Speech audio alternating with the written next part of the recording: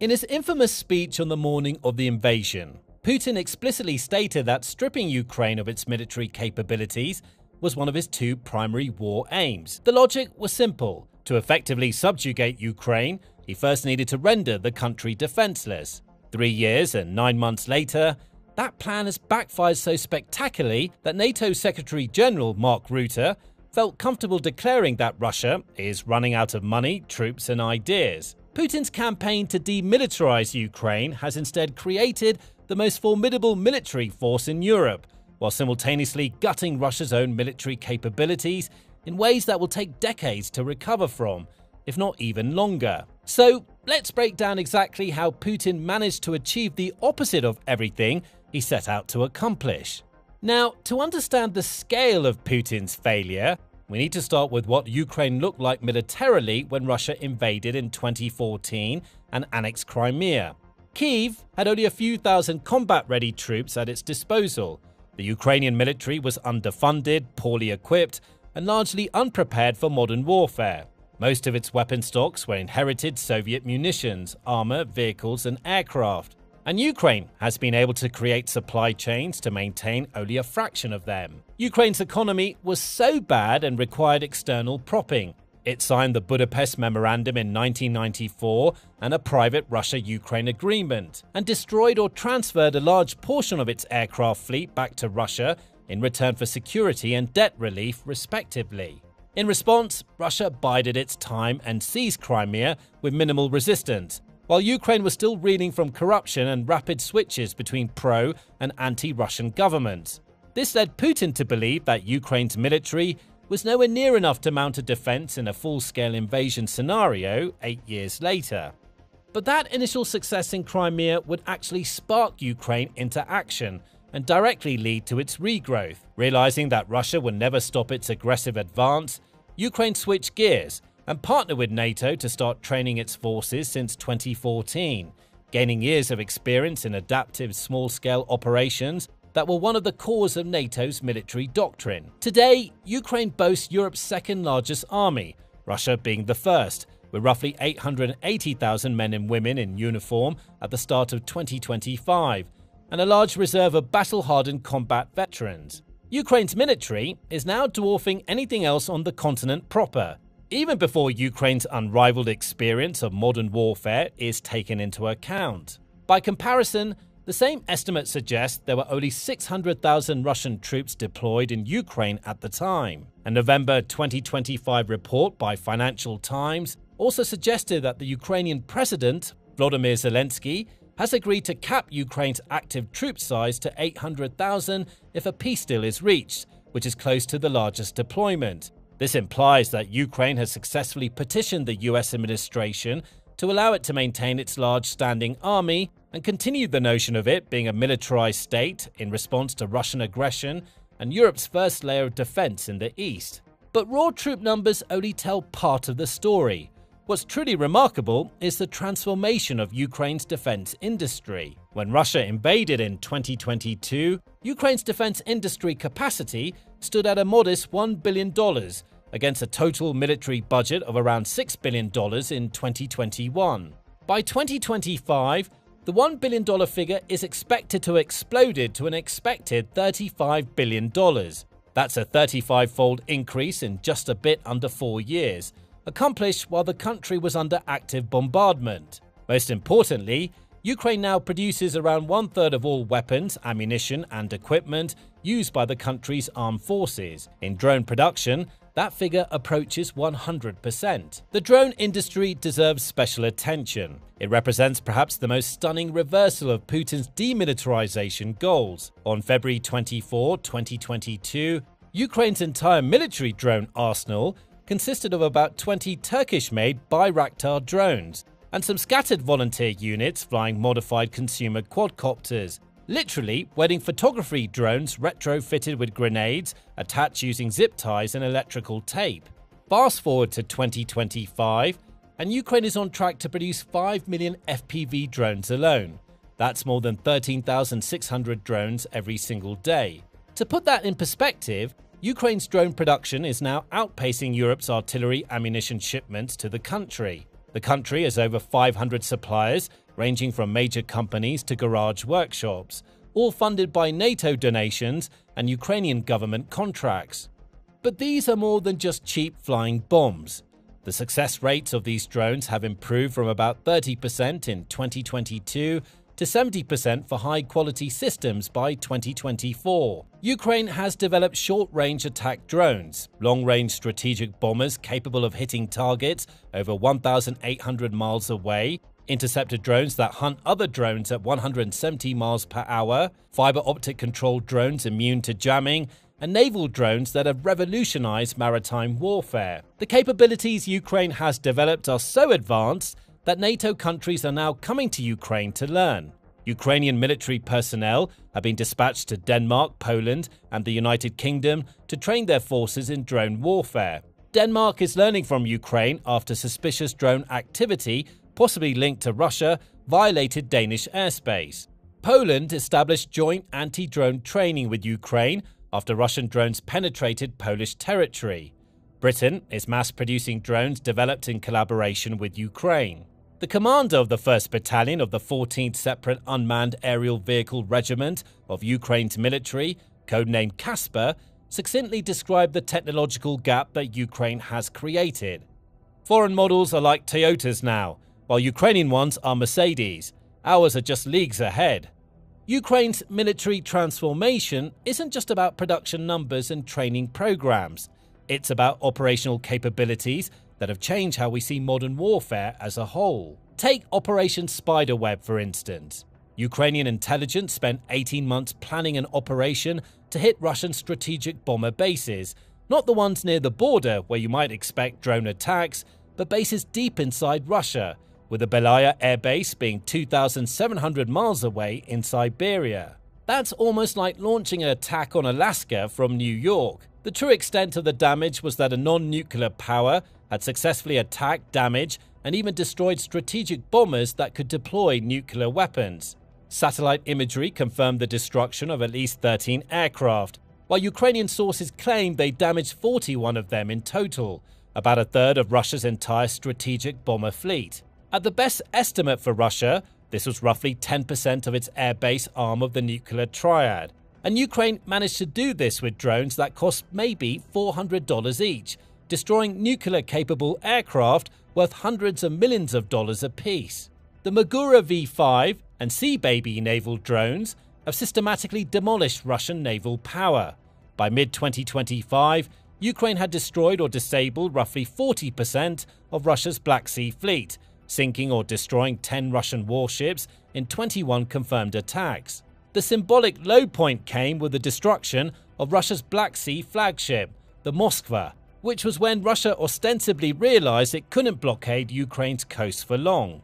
The strategic consequences of naval drones went beyond a military victory and relieving pressure from its coast. By forcing Russian ships away from Ukrainian shipping lanes, they also secured Ukraine's economic survival. Ukraine's grain exports alone represent almost $11 billion in revenue annually, and 60% of the country's total agricultural trade, which is funding that helps sustain the war effort. While Ukraine was enjoying significant boosts to its productivity, Russia's military capabilities have gone in the exact opposite trajectory.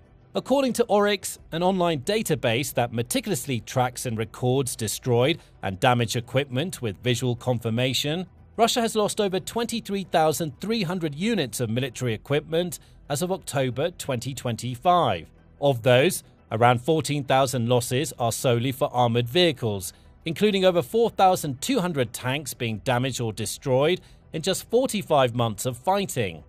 And remember, these are only the losses that could be visually confirmed with satellite, drone, Ukrainian drone surveillance, and independent sources. Some analysts suggest that visual records constitute between 80 and 90% of all equipment losses, meaning the true figure could even be higher. Now, let's put that in context. Russia started the war with around 3,300 tanks in active deployment, which were upgraded T-72, T-80, and T-90 tanks. The International Institute for Strategic Studies suggested Russia could have as many as 17,500 additional tanks in storage, mainly Soviet-era leftovers that were transferred from across the former Union back to the Russian Federation. In 2023, the IISS suggested that Russia had around 5,000 models of T-62 and newer tanks in storage, which was at that point considered the theoretical limit to what generation of tank was useful in modern wars. But by May 2022, just 3 months into the war, Russia had already started pulling the T-62s out of storage. This was followed by recommissioning T-54 and T-55s. By November 2024, 2.5 years into the war, Russia was deploying T-34s, tanks that were used in World War II. The situation gets worse when you look at production and restoration capabilities. Satellite imagery of storage and repair facilities shows that Russia has reduced its capacity to refit tanks from over 120 per month at the beginning of 2022 to just 35 by mid-2025. Russia can also produce around 400 contemporary tanks per year through new manufacturing, namely the T-90M and the T-80 BVM, but this is nowhere near enough to replace battlefield losses. The IISS also suggested that Russia might run out of tanks to use in 2026. While the specific wording doesn't imply all tanks will simply be gone, it could mean that Russia won't be able to launch mechanized infantry attacks at the same level it did in 2023 to 2025. And Russia's artillery situation is equally dire, if not more humiliating. According to Reuters analysis, North Korea is now supplying Russia with artillery shells used in Ukraine, with some battalions claiming to use between 50 and 100% of North Korean shells for their units. North Korea has been suggested to have sent between 4 and 6 million munitions over the course of the war. By comparison, Russia's domestic production is estimated at nearly 3 million artillery munitions per year, which is more than the entire NATO combined. But this still falls short of what's needed. Russian forces use approximately 10,000 shells per day. That's roughly 3.65 million per year, exceeding ballistic domestic production. And a later report suggested that production targets weren't met for 2024, with Russia producing only 2.3 million artillery shells. And half of the North Korean shells don't even work. Ukrainian intelligence reports that these munitions were made in the 1970s and 1980s, and likely only partially inspected before being shipped from old stocks to Russia. While this sounds like just another cog in the machine, Russia was actually relying on quite a lot from its artillery. Throughout the initial stages of the war, Russia made the advances it could because its vast stocks of artillery, coupled with overwhelming production capacity, meant it could literally litter the ground with artillery fire and prevent Ukraine from organizing a defense. Even when drones were becoming more effective and prevalent, modern artillery systems like the 2S-19 and its successor, the 2S-35 and 2S-45, could launch 8 to 10 rounds per minute to keep drone operators in check and far from the front. Russia's aviation industry also faces what can only be described as a comprehensive collapse. The public policy research organization RAND reported in 2024 that the Russian Air Force was likely flying at less than 75% of its pre-war capacity. RAND estimated that Russia was actively losing a total of 60 aircraft just from overuse and lack of proper maintenance. By contrast, Russia's military-industrial complex can only procure 26 new aircraft per year, including only 14 fighter jets. These jets have also become go-to platforms for lobbing glide bombs rather than the air superiority denial and ground troop support they were supposed to provide. The civilian aviation crisis compounds the military problem. Russia planned to build over 1,000 aircraft between 2023 and 2030, while current production indicated 5 planes were built over the course of 3 years. While the two industries are technically separate, the spare parts, maintenance expertise, and technologies aren't. Russia, being under Western sanctions for over 3 years, has had its access to the parts needed for both types of aircraft drastically cut. The lack of engineering capacity, as people who could work in the industry are either dying in the war or fleeing the country, means Russia is working overtime to replace Western planes with domestically produced aircraft. Then there are Russia's vaunted air defense systems. Despite being considered vital to Russian defenses, Multiple S-300 and S-400 launchers and radars have been destroyed by Ukraine since the start of the war, with Oryx listing over 30 pieces visually confirmed and a total of 330 surface-to-air missile systems destroyed or damaged. At the same time, exported S-300s proved entirely incapable of defending against more advanced Western threats. Israel reportedly managed to defeat all 4 systems that Russia sold to Iran, with seemingly no difficulties. Russia has been forced to pull systems all the way from Kaliningrad to serve bases closer to Ukraine, leaving other strategic locations vulnerable. Beyond the equipment losses, Russia faces a catastrophic human resources crisis that makes the material shortages look almost manageable by comparison. Mediazona has an updated 2025 estimate that suggests up to 219,000 Russian soldiers were killed up until August 2025. This aligns with Western estimates of over 1.1 million total casualties by mid-2025. But another estimate suggests as many as 1.44 million casualties by the end of 2025, with nearly 480,000 dead.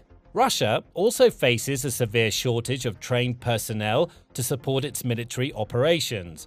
Russian officials have reported a shortage ranging from 160,000 to 400,000 workers and engineers in the defense industry, with the most conservative estimate suggesting 80,000 engineers were needed just to maintain current production levels. This aging and lacking workforce, combined with massive casualties, creates a vicious cycle.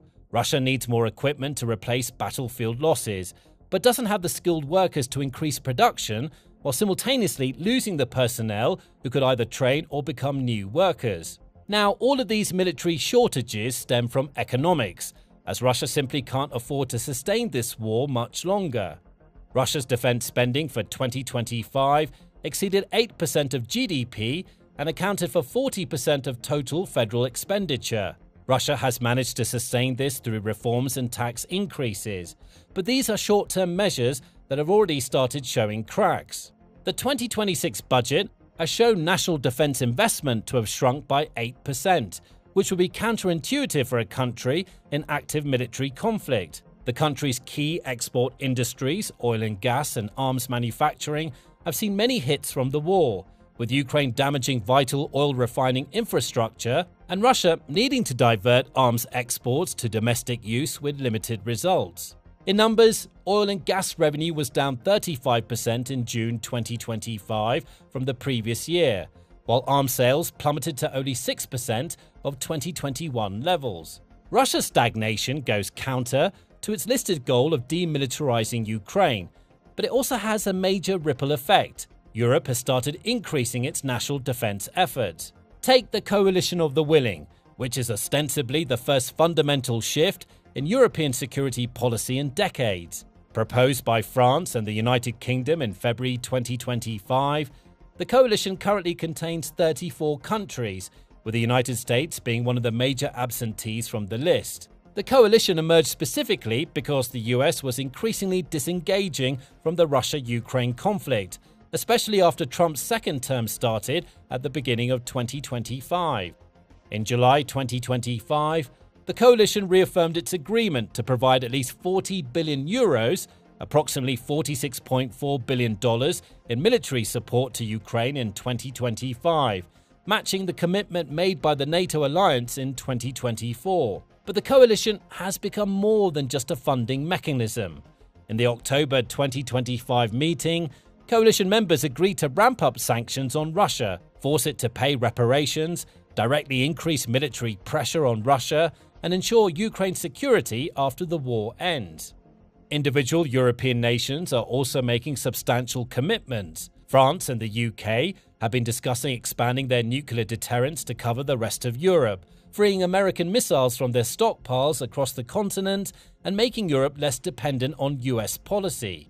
Germany has agreed to increase military spending and investment to up to 5% of GDP, with roughly 1.5% dedicated to creating and maintaining infrastructure that would benefit the alliance as a whole. Poland is building the continent's largest army after Ukraine, while France and the UK have seen major reinvigorations in their missile and aircraft exports. This European solidarity is precisely what Putin gambled wouldn't happen. His invasion was premised on the belief that Europe would fragment, with energy dependence trumping security concerns and moral obligations.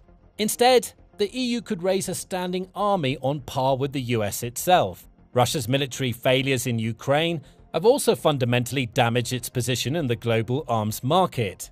Russian equipment was popular with developing nations because it was relatively cheap, easy to maintain, and came with fewer political strings attached than Western alternatives. But years of watching Russian tanks burn, Russian aircraft get shot down, and Russian air defense systems fail to stop Ukrainian attacks have been the worst possible advertisement for Russian military hardware. China has seized this opportunity, directly competing with Russia for the same arms export clients. At the same time, China maintains close trading ties with Russia to access its resource reserves at discounted prices, essentially treating Russia as a junior partner rather than an equal. Meanwhile, previous Russian arms clients have seen the lack of success of Russian military equipment and pivoted in new directions. India, traditionally one of Russia's largest arms customers, has started seeking more Western weapons instead. Countries across Africa and the Middle East are reconsidering their defense procurement strategies. Beyond the numbers and economics, Russia's failure in Ukraine stems from something more fundamental: a military doctrine catastrophically unsuited for modern warfare, and a political system incapable of adapting to changing realities. So, where does this leave us? There are a few notable scenarios that we could be looking at in the coming years. Scenario 1. The slow grind to exhaustion. If you layer over the map from late 2022 and late 2025, the Russian holdings barely moved, with roughly 1% of Ukraine's territory changing hands over the course of 3 years. At this rate, we could be looking at hundreds of years of war, which is simply ridiculous and unrealistic. Instead, Putin might decide to settle and consolidate his current wins. And remember that the IISS assessment that Russia won't have sufficient main battle tanks for effective offensive operations beyond early 2026 supports this scenario. Russia would be forced to dramatically scale back operations, transitioning from offensive campaigns to a largely defensive posture while trying to hold onto occupied territories. This scenario might be Putin's least bad option, but it comes with massive problems. Russia's economy is structured around the war effort now, with defense spending at 40% of the federal budget. A transition to a static defensive war would require painful economic restructuring. While the military-industrial complex loses the inflated revenues it's become dependent on. Scenario 2. Regime instability and internal collapse. Putin's regime rests on perhaps just a few hundred key people in the security services, military command, and oligarchy. Currently, Putin's entire regime has such a stranglehold on these people that they have nothing to gain and everything to lose by working against him. But if these people start fearing for their own safety or long-term prospects, those same people could start believing that Putin is no longer working in their interests. Then we could see Putin ousted or replaced by someone who could take the country in a different direction, or at least present a different face for Western politics to engage with. If that happens, the country might cease to exist in its current iteration and be replaced by something entirely different. Scenario 3. The Pyrrhic victory. Even if Russia somehow prevails militarily and forces Ukraine into accepting territorial concessions, the victory will be Pyrrhic to the point of being indistinguishable from defeat. There are already hundreds of thousands of dead, another million injured and relying on social programs, with the country's economy turned inside out to support the war. It's also unclear whether Russia could force NATO to back out of supporting Ukraine in the future, meaning Ukraine would get security reassurances and also possibly ask for compensation for its losses. Russia would win 20% of Ukraine's territory, which still holds a Ukrainian population majority that would likely be openly hostile to a governmental switch and would be another leech on Russia's resources. Scenario 4. Ukraine's continued growth forces negotiation. This might be the most likely scenario based on current trends. As Ukraine's military capabilities continue expanding, the cost of continuing the war for Russia becomes increasingly unbearable. This could force Russia to start approaching the negotiating table, especially given that Trump has become increasingly aggressive in showing his annoyance with how the war was conducted throughout 2025. Ukraine would enter those negotiations with a battle-hardened million-person army, proven combat capabilities that exceed many NATO members, a domestic defense industry that produces more drones than most nations combined, and the backing of a united European coalition. It would be the ultimate irony. Putin's campaign to demilitarize Ukraine would end with Ukraine dictating terms from a position of military superiority. But regardless of the scenario, there's a pattern forming. The current trajectory that Russia is on likely indicates that the country is no longer even a contender for a world power. Putin might have destroyed Russia's ambitions and relegated it to a regional power that's subdued by China's resource and geopolitical demands. Thanks for watching. Now, if you want to understand how Ukraine plans to leverage its military transformation into potential peace negotiations, check out Ukraine's Winning Plan. And to stay current with the most significant developments in the war and their global implications, subscribe to The Military Show for daily videos.